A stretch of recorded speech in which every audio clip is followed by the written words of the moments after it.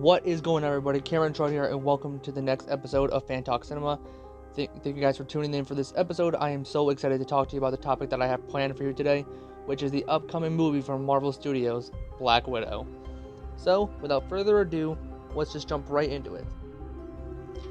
Alright, so as per usual, I want to start off this episode of Fan Talk Cinema going over the story of the upcoming film really quick. So, for those who don't know, Black Widow is a very, very popular character from Marvel Comics, and since her incarnation in the MCU, starting with Iron Man 2, there has been a very, very high demand for her to have a solo film. Since then, so since 2010, there's been a very high demand for her to have a solo film.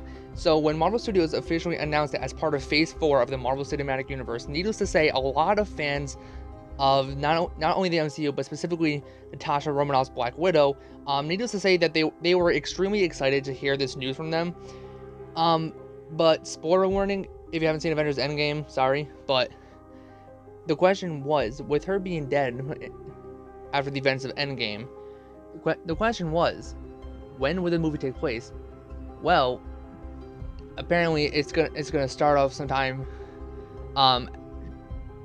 like towards the end of or just after the events of Captain America Civil War, and leading into where she ends up in Avengers Infinity War.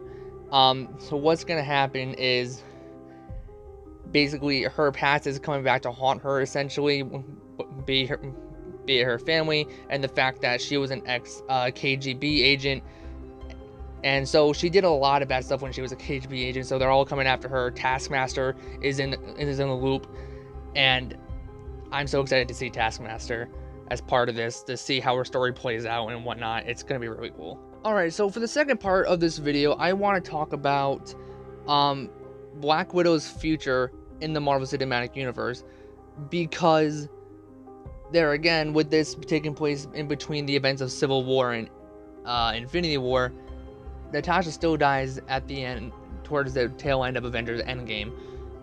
So there was a lot of speculation as to what the future of the character would be, if she was going to come back from the dead or not. And if that's not the case, then in a way it's kind of like, why bother with the movie as a whole? I mean, granted, yes, I think it's going to be a cool movie. It's going to be cool to see her story at last.